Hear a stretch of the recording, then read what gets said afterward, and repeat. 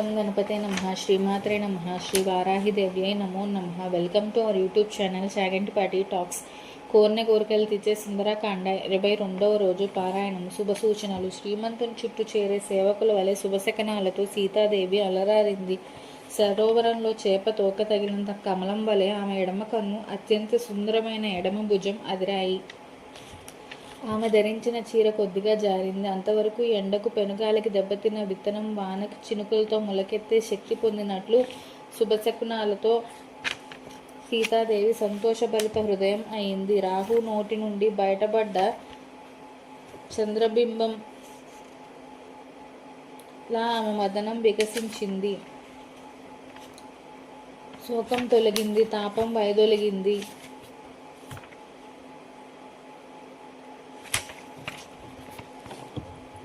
సంతోషం పెళ్ళుబికింది. ఆ సమయంలో శుక్లపక్ష శశాంక రోజులు నేనింది జానకి ముఖ కలార్హం. అంతను చూస్తూ వింటూ అశోకంలో ఉన్న హనుమంతుడు ఆవిడే సీత నిశ్చయానికి వచ్చి ఇప్పుడు ఇంకా ఈవిడను ఓదార్చాలి. ఓదార్పు లేకపోతే ఏమవుతుందో తెలియదు. ప్రాణత్యాగం చేసినా ఆశ్చర్యం లేదు. ఈవిడతో మాట్లాడి ఆ మాటలు రామచంద్రునికి నివేదిస్తే ఆయన ఆశ్వాసన పొందుతాడు. అయితే ఈ రాక్షసి మధ్యలో ఈవిడతో మాట్లాడడం ఎలా? మాట్లాడకుండా వెళ్ళి రామునికి ఏం చెప్పాలి? ఎలా అయినా ఈవిడతో మాట్లాడాలి. నేను వానరుడును. ఏ భాషలో మాట్లాడాలి? మానవ వ్యవహారంలో ఉన్న సంస్కృతంలో మాట్లాడతాను. మరి రావణుడు విప్రశ్రేష్ఠుడు కదా, వారి భాష సంస్కృతమే. ఆ భాష పలికితే ఈవిడ నన్ను రావణుడే అనుకున్నా సరే ఈ భాష తప్ప దారి లేదు ఆవిడకి అర్థం కావాలంటే. కానీ నా రూపం, నా మాట, వీటితో ఆవిడ నన్ను కామరూపుడైన రావణుని శంకిస్తే, భయపడి కేకలు వేస్తే ఈ రాక్షసి జనం వారి ఆయుధాలతో నా మీద పడకుండా ఉంటారా? అప్పుడు నేను దీర్ఘకాయుడినే కొమ్మల మీద నుండి దూకుతుంటే ఈ స్త్రీలు రాక్షస గణానికి తెలియజేస్తారు. వారు ఆయుధపానులై వస్తారు. వీరితో పోరాడుతూ తిరిగి సముద్రం దాటడం సంభవమా? ఈలోగా వారు నన్ను బంధించవచ్చు, లేదా ఈ క్రూరులు సీతాదేవిని హింసించవచ్చు. ఒకవేళ వీరు నన్ను నరికేస్తే రామునికి వర్తమానం అందదు కదా. మళ్ళీ ఈ విశాల సాగరాన్ని దాటి ఎవరు రాగలరు? రాక్షసులతో పోరాడి వీరిని కడతీర్చగలిగినా నేను వెళ్ళడం సాధ్యమా? అదీ కాక యుద్ధంలో జయాపజయాలు ముందుగా తేలవే. అటువంటప్పుడు పోరాటానికి దిగటం వివేకవంతుల లక్షణం కాదు. సరే, ఇప్పుడు ఇంత ఆలోచించినా ఈవిడతో మాట్లాడకుండా వెళ్ళడం అవివేకం. దూత అవివేకి అయితే సర్వకార్యాలు నాశనమే. నేనేం చేయాలి? ఎలా ప్రవర్తిస్తే రామకార్యం సక్రమంగా కొనసాగుతుంది?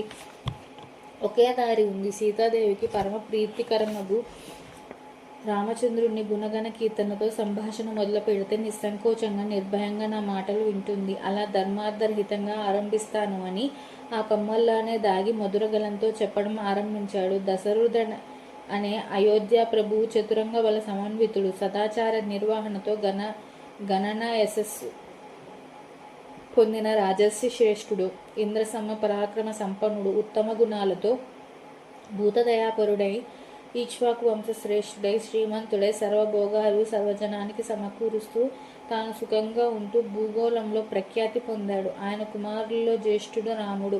సర్వ విషయవేత్త, చంద్రుని వలె చల్లనివాడు. ధనుర్ధారులలో అతనంటి వాడు లేడు. ముందు తన నడవడి సక్రమంగా ధర్మబద్ధంగా సాగించి సర్వప్రాణి కోటిని తన వాణ్ణి రక్షిస్తూ ధర్మరక్షణ తత్పరుడై జీవితం సాగిస్తున్నాడు. ఆయన శత్రువుల పాలిట యముడు. సత్యవాక్య వాక్పాలన నియమం కారణంగా తన వృద్ధజనకుని మాట ప్రకారం భార్య సీతతో తమ్ముడు లక్ష్మణునితో అరణ్యానికి వచ్చాడు. మహారణ్యంలో క్రూర మృగాలను దుష్టరాక్షసులను సంహరిస్తూ జనస్థానంలో కరదూషణల నాయకత్వంలోని రాక్షసులను నేలకూల్చాడు.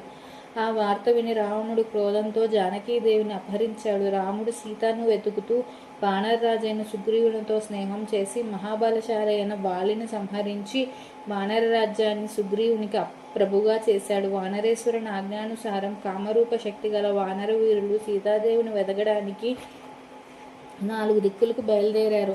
అలా కదిలిన వారిలో ఒకడును నేను. జటాయు సోదరుడైన సంపాతి మాటను బట్టి ఇక్కడికి వచ్చాను. సముద్రం దాటి సీతాదేవిని గురించి రాముడు ఏ వర్ణన చేశాడో ఆ దేవిని ఇక్కడ చూశాను అని మౌనం వహించాడు. సీతాదేవి ఆశ్చర్యంతో భయంతో తలపైకెత్తి చెట్టు కొమ్మల మీదకి చూసింది. సీతకు సంతోషం కలిగింది. హనుమంతుడు ఉదయ సూర్య సమంగా కనిపించాడు. సింసుప వృక్షం మీద కొమ్మల నడుమ తెల్లని వస్త్రంతో మెరుపు తీగల వంటి ఎర్రని కాంతితో వెలిగే వానరుని చూసి చూసి చూడటంతో ఆవిడ గుండె దడదల్లాడింది. అంతలో ఆశ్చర్యం కలిగింది. వానరుడేమిటి, ఇంత శరీరం ఏమిటి అనిపించి మరింత భయంతో హా రామ లక్ష్మణ అంటూ కన్నీరు విడిచింది. ఆ వానరుణ్ణి మళ్ళీ చూడగా వినయవంతుల వలె గోచరించాడు. ఇంతకు ఇది స్వప్నమా, నేను మేలుకొని మళ్ళీ చూసింది. బాగా వంకర తిరిగిన మూతితో కనిపించాడు. మళ్ళీ భయం కలిగి కన్నులు మూసుకుంది. అంతా కలలో కోతిని చూడడం కీడుకు సూచన అనిపించగానే రామలక్ష్మణులకు శుభమగాక, నా తండ్రి జనకునకు శ్రేయస్సు కలగాక అనుకున్నాక ఇది కల కాదనిపించింది. నిరంతర శోకంతో ఉన్న నాకు నిద్ర పడుతుందా? పూర్ణచంద్ర వదనుడైన రాముడు దగ్గర లేని నాకు సుఖం లేదే, సుఖం లేనిదే నిద్ర ఎలా పడుతుంది? నా మనస్సు ఆయనను గురించి ఆలోచిస్తున్నది. ఆయన్నే ధ్యానించే నాకు ఆ రూపాలే కనిపిస్తాయి, ఆ విషయాలే వినిపిస్తాయి. బహుశా ఆ కోరిక నెరవేరి ఉండాలి. ఆయన విశ్వాసం కలగడం లేదు. అయితే ఇది మనస్సుకి కనిపించిందా? కాదు, స్పష్టంగా కంటికి కనిపిస్తున్నది. వానరుడి శబ్దం వినిపిస్తున్నది అనుకొని చేతులు జోడించి సర్వేశ్వరుడైన ఇంద్రునికి, దేవగురు బృహస్పతికి, ప్రజాపతి బ్రహ్మకు, అగ్నిహోత్రునికి నమస్కరిస్తున్నాను. నేను చూచినది విన్నది నిజమే కావాలి అనుకుంటుండగా హనుమంతుడి చెట్టు దిగి వినమ్రుతుడై ఆమె ఎదుట నిలబడి చేతులు జోడించి శిరస్సున పెట్టుకున్నాడు. అమ్మ, ఉత్తమురాలవైన నీవు నలిగిన పట్టు చీరతో ఈ చెట్టు మొదట నిలబడి ఎందుకు దుఃఖిస్తున్నావు? దేవ, దానవ, నాగ, గంధర్వ, యక్ష, కిన్నెర గణాల్లో ఏ జాతికి చెందిన దానవు?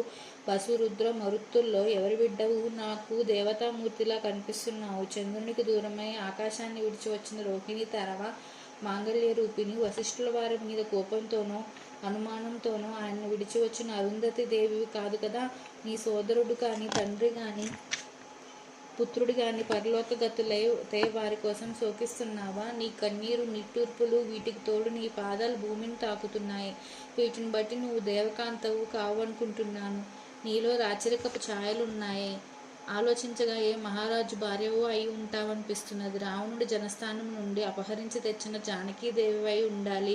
తపస్వి, జనోచిత వేషంతో సౌందర్యరాశిలో ఉన్న నువ్వు రాముని భార్యవే అనుకుంటున్నాను.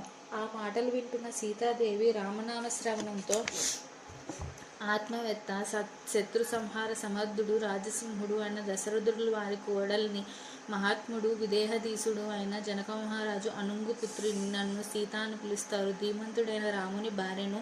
అయోధ్యలో ఆయనతో 12 సంవత్సరాలు సర్వ రాజభోగాలు అనుభవించాను. ఆ తర్వాత మా మామగారు మా వారి పట్టాభిషేకం నిశ్చయించారు. గురువులు ముహూర్తం పెట్టారు. అదే రోజున ఆ వార్త విని కైకేయి, రామ పట్టాభిషేకం జరిగితే నేను మంచినీళ్ళు తాగను, గుప్పడు మెతకలు బతకను, నా బ్రతకంతా ఇంతకాలంగా నా మీద చూపిన ప్రేమ నిజమైతే ఆ రాముడు అరణ్యానికి పోవాలి అన్నది. ఆ మాటలు వింటూ దశరథుల వారు మూర్ఛపోయారు. ఆయన సత్యధర్మపరుడు కనుక ఆవిడకిచ్చిన వరం ప్రకారం జరిపించారు. రామచంద్రుడు రాజ్యం కంటే తండ్రి మాటనే అధికంగా భావించాడు. సత్యపరాక్రముడైన రామచంద్రుడు ప్రాణాలైనా వదులుతాడు కానీ ఎదుటివారికి కష్టం కలిగే మాట కూడా మాట్లాడడు. అందువలన రాజ్యాన్ని మనసా విడిచి ఉత్తరయ్యాన్ని చేతిలో వదిలి తల్లి దగ్గరికి వచ్చిన ఆవిడికి అప్పగించబోయాడు. ఆయన లేని దేవలోకం కూడా నాకు అవసరం లేదు. అందుచేత ఆయన కంటే ముందు నేను అడవిదారి పట్టాను. మాకంటే ముందు మా లక్ష్మణుడు నారచీరలు ధరించి వచ్చాడు. దండకారణ్యంలో ఉండగా దుష్టరావణుడు నన్ను అపహరించి ఇక్కడికి తీసుకుని వచ్చాడు. వాడిచ్చిన గడువు ఇంకా 2 మాసాలుంది.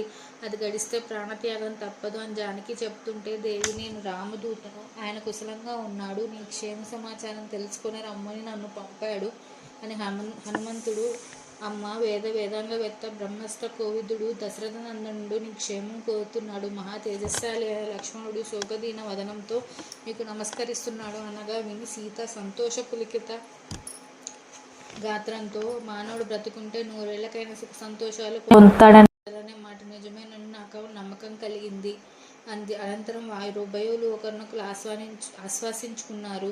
అప్పుడు హనుమంతుడు నెమ్మదిగా సీత దగ్గరకు అడుగులు వేస్తుంటే అది చూసి సీతకు ఈ వ్యక్తి రావణుడేమో అని శంక బయలుదేరింది. చిచ్చి, ఎంత పొరపాటు చేశాను. నా విషయం అంతా చెప్పడం వల్ల వీడికి సర్వం తెలిసిపోయింది. నిజంగా వీడు కామరూపంతో వచ్చిన రావణుడే అనుకుంటూ నేల మీద కూలబడింది. అది చూసిన హనుమంతుడు చేతులు జోడించి సీత ఇటు చూడలేదు. వేడి నిట్టూర్పు విడిచి, ఓ మాయావి, ఎందుకిలా నన్ను బాధించి వేధిస్తావు?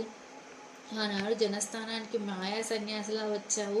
ఇక్కడికి నేను ఉపవాసాలతో కృషించి సుఖంతో ఉంటే ఇంకా సంతాపం కలిగిస్తున్నావు. కానీ నిన్ను చూస్తుంటే నా మనసుకు సంతోషం కలుగుతున్నది. అంటే నువ్వు రావణుడు కాదేమో అనుకుంటున్నాను. నిజంగా నువ్వు రామదూతవే అయితే నిన్ను ఆశీర్వదిస్తున్నాను. నాకు రామగుణగానం కంటే ప్రీతి కలిగించేది లేదు.